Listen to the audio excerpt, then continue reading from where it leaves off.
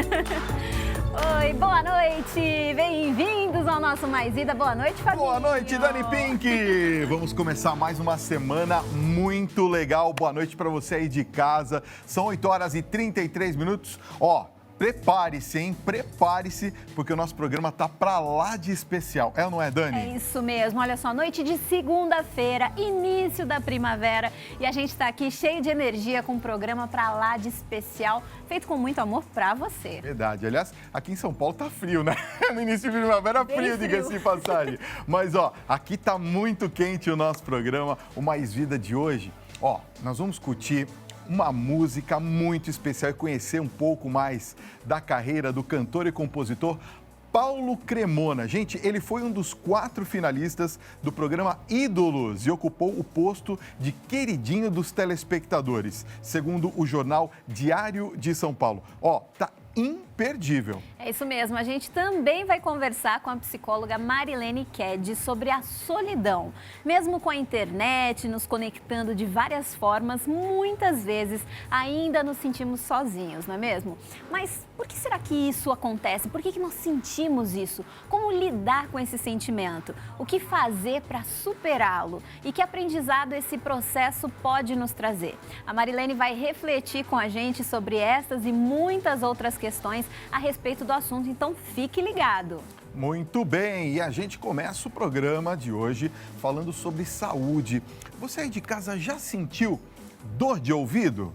É muito ruim, não é mesmo? Olha, para você aí de casa ter uma ideia, pesquisas mostram que a dor de ouvido está em segundo lugar no ranking das situações que mais levam as pessoas ao pronto-socorro, perdendo apenas para a febre. Olha que incrível! Pois é, Fabinho, a otite é uma patologia comum, mas que exige muita atenção e cuidados com o tratamento, né? Os riscos de complicações sérias são enormes. Verdade. E para falar sobre as causas, os sintomas associados e os tratamentos para as dores de ouvido, nós recebemos agora aqui no Mais Vida a médica otorrinolaringologista doutora Simone Renaud Rosa. Seja muito bem-vinda. Ela já está aqui com a gente, vai esclarecer todas as dúvidas a respeito do assunto. Seja bem-vinda, doutora. Olá. Prazer recebê-la aqui no Mais Vida, viu?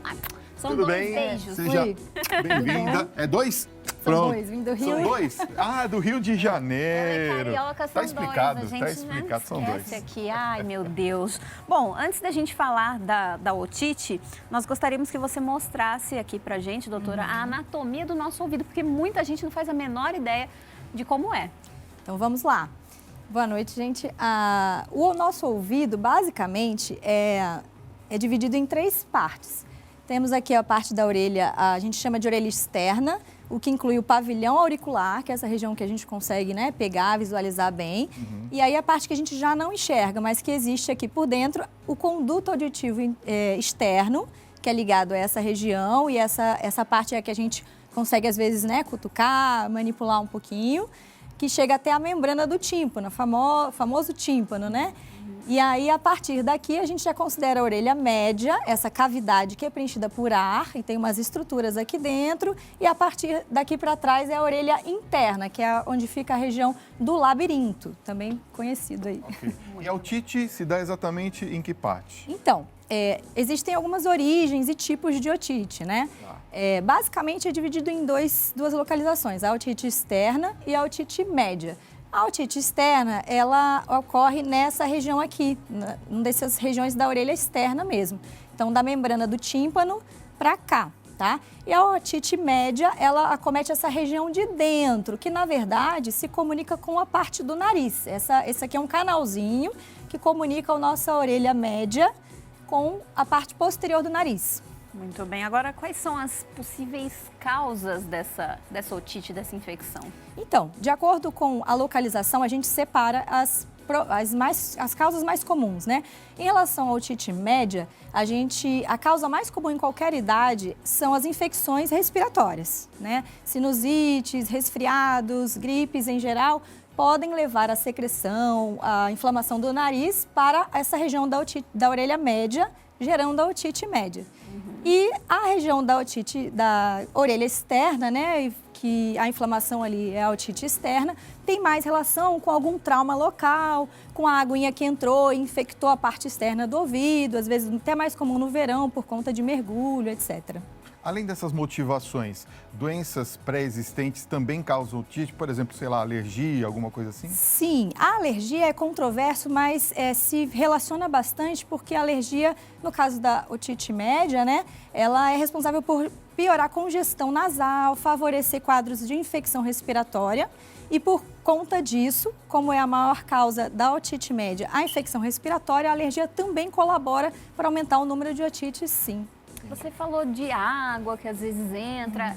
É possível uma otite causada pela poluição, por exemplo, ou algum outro fator externo que não seja a água, ou às vezes a gente, vamos dizer, cutucar, né? Tem gente que tem mania de ficar cutucando a orelha. Então, também a gente consegue dividir bem isso. A parte dos poluentes, até a fumaça do cigarro, um fumante passivo, por exemplo, às vezes esse contato muito próximo sempre com poluente, etc., gera alterações na mucosa do nariz, que predispõe à congestão também e acaba predispondo à otite média aguda, tá? E na região da parte da orelha externa, não muito essas questões dos poluentes, mas às vezes uma água infectada, se você tem alguma portinha de entrada naquele momento, se está muito ressecado essa região do conduto, ele também favorece a entrada de micro-organismos no nosso epitélio, que favorece a otite externa. Bom, a gente sabe da importância da cera, né? Vou fazer uma pergunta extremamente pessoal, porque eu uso todos os dias, mas o cotonete pode causar otite ou não? Então, o cotonete é muito comumente usado, as pessoas falam, eu estava limpando, muito comum no consultório, eu estava limpando meu ouvido e aí machucou, eu senti uma dor, ou então tapou de vez, né? Com o uso do famoso, essas hastes flexíveis, né? Que são os cotonetes.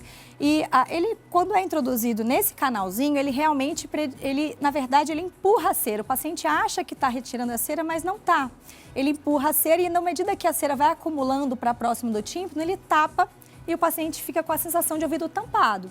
E aí não tem jeito, o otorrino que tem que ver para fazer alguma limpeza, uma lavagem que seja para remover esse excesso, tá? Porque normalmente o cerume ele está restrito nessa região mais externa e ele é proteção. Quando não está em excesso, ele protege o nosso ouvido, então ele não é para ser removido. No caso, o cotonete, ele pode ser usado à vontade nessa região externa. Quando o paciente usa nessa região, já entrando no canalzinho do ouvido, é onde não deve jamais usar o cotonete, ele realmente vai provocar trauma ou então vai tapar mais o ouvido, vai só piorar a situação. O cotonete realmente não é para usar aqui, mas é só na parte externa, né? Mesmo. Agora, tem uma maneira correta, então, de fazer essa limpeza ou não? A gente tem que deixar a cera ali e não deve usar a haste flexível ali dentro? Exatamente. Nosso ouvido, essa parte externa, ele tem uma capacidade de expulsão das secreçõezinhas que podem acumular aqui. Inclusive, a presença da cera, ela é hidrofóbica, ou seja, ela repele a água, ela faz com que a aguinha que cai aqui ou ela não consiga entrar, ou a que entrou, ele tem um mecanismo de expulsão mesmo. Então, a gente fala que o ouvido é autolimpante, que o paciente não precisa limpar. Só que externo mesmo, se tiver alguma sujeirinha, alguma coisa, ele pode secar à vontade sem traumatizar. Além das dores de ouvido, quais são os outros sintomas que podem estar associados, por exemplo, à otite? Enxaqueca seria um deles ou não? Não muita enxaqueca, mas tem vários sinais e outros sintomas que podem andar junto com a dor, propriamente dita, que é a sensação de ouvido tapado, ou às vezes só uma pressão dentro do ouvido, o paciente sente uma pressão, mas está escutando bem, por exemplo. Outro sintoma muito comum é a presença de um zumbido, né? Quando tem uma inflamação dessa região ou então da orelha média também, ele pode ouvir um barulhinho, porque é, né, onde a gente recebe a nossa audição. Mosquitinho, mosquitinho, né? Às vezes o paciente acha que sente como uma cachoeira. Ou às vezes ele sente um líquido mesmo dentro do ouvido, balança a cabeça, sente mexer. Exatamente. A parte de alguns pacientes sentem mais comumente mesmo a dor e o ouvido tapado. É o mais comum dos sintomas. Nós temos mais algumas dúvidas e a doutora Simone vai esclarecer essas dúvidas, tirar todas as questões, né, para você não sofrer mais com esses problemas em casa. Daqui a pouquinho eu vou pedir licença só um minutinho. Ó, a gente vai continuar agora a nossa entrevista com a médica otorrinolaringologista, a doutora Simone Renaud Rosa. E você aí de casa tem alguma pergunta para a doutora? Pode mandar para a gente a sua mensagem no nosso WhatsApp, DDD 11 950 33 68 70. 3220-1013. Esse WhatsApp é exclusivo do nosso programa, certo, Fabinho? Exato, Dani. E olha, eu queria fazer uma pergunta para a doutora a respeito ainda dos sintomas. Sabe quando a gente tem aquele sinalzinho, olha, eu vou ficar com a otite? Tem esse sinalzinho que antecede para a gente saber que nós vamos ter otite? Pode ter. Geralmente, às vezes, o paciente começa a referir uma certa sensação de ouvido ir tapando um pouquinho antes de vir a dor intensa. Às vezes, à noite, uns 2 dias de resfriado, até melhora o resfriado e uns dias depois começa meio tapar o ouvido. E aí, chega à noite, às vezes, ao paciente deitar, a própria posição faz acumular um pouco mais de secreção nessa região da orelha média, distende, estica o tímpano e ele fica muito doloroso. E aí é uma dor intensa mesmo. É mais comum em criança, né? Aquela dor intensa que vem à noite, os pais ficam super preocupados e realmente a criança está sentindo muita dor. E aí precisa de um atendimento médico, iniciar, enfim, antibióticos, as medicações necessárias. Mas, em geral, pode começar a tapar o ouvido e aí vira dor em seguida e aí vem aquela, acho que é otite, né? O paciente já lembra da otite pela dor. Aproveitando que você falou de crianças, eu quero saber por que as crianças são mais propensas aí a ter a tal otite. Então, realmente a otite é uma coisa muito mais comum na população pediátrica, né, nas crianças. Por quê? A gente tem uma explicação até anatômica, isso aqui vai ajudar um pouco a gente, tá? Essa região aqui que eu mostrei para vocês, que é da orelha média e que vem aqui, se comunica por esse canalzinho lá atrás do nariz, né, na nossa rinofaringe. Nas crianças, esse canal, que na gente é inclinado, né, um pouquinho mais inclinado e longo, nas crianças ele é bem curtinho e horizontalizado. Então, realmente, a secreção do nariz, ela tem uma facilidade muito maior de chegar até essa região. Ela não é tão inclinada assim, é mais assim. Ela é mais horizontalizada e curta. Então, pela própria anatomia mesmo. A criança também tem um pouquinho de uma imaturidade normal, fisiológica da parte de imunidade. E esses 2 fatores, basicamente, juntos, já predispõem maior. Algumas crianças têm mais propensão à parte alérgica também, mais obstrutivas, tecido adenoide lá atrás do nariz, que favorece. Mas as crianças, basicamente, é pelo formato dessa tuba, que é o que comunica e por onde vem, geralmente, a infecção para chegar até o ouvido, tá? A origem mesmo.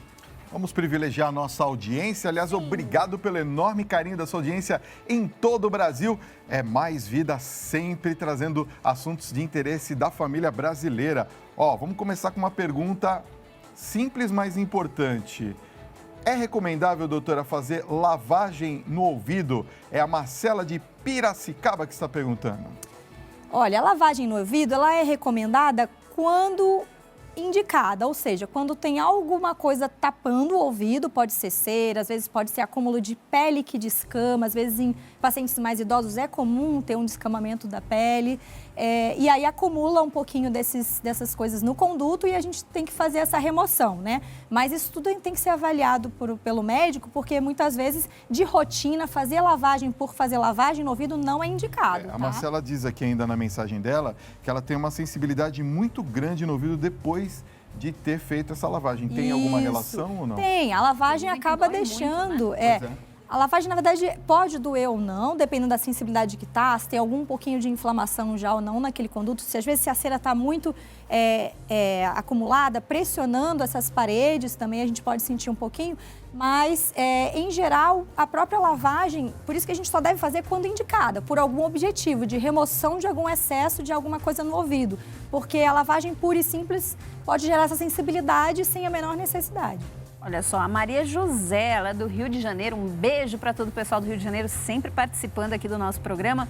Ela disse, boa noite, eu gostaria de saber se há algum problema na coluna cervical pode causar problema no ouvido, se tem alguma relação.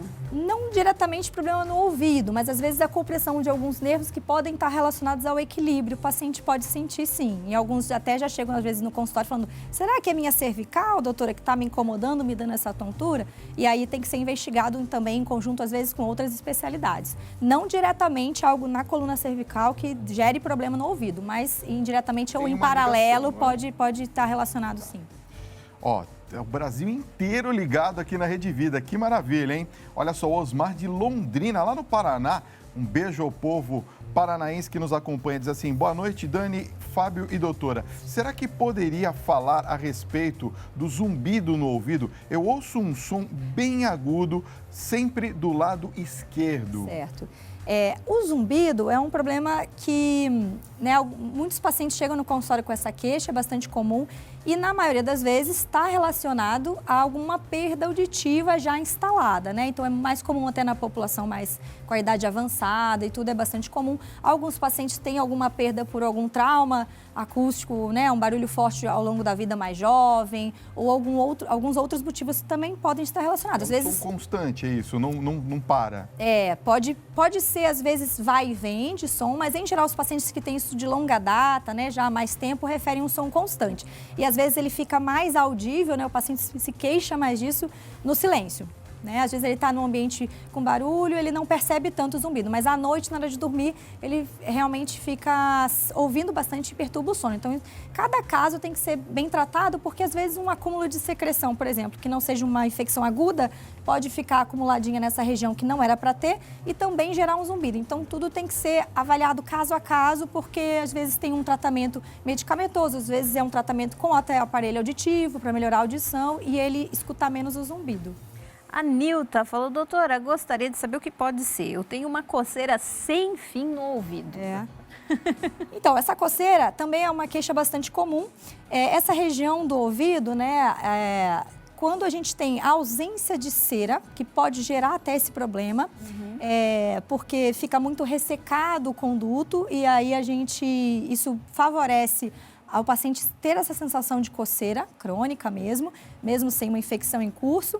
Às vezes o paciente tem uma coceira, existem algumas infecções que, às vezes o paciente nem sabe que tem, mas tem fungo de algum mergulho que deu, algum dia que infeccionou, e ele tratou mais ou menos, mas não fez a limpeza adequada. Às vezes tem infecção de fungo que dá muita coceira, ou às vezes só uma descamação epitelial. Tem pacientes que têm outras dermatites e tudo que favorece uma descamação que tem que ser feita a limpeza periodicamente para que isso não produza tal da coceira crônica e melhore. Sempre investigar, né? Deixa eu fazer uma pergunta sobre a questão do não tratamento.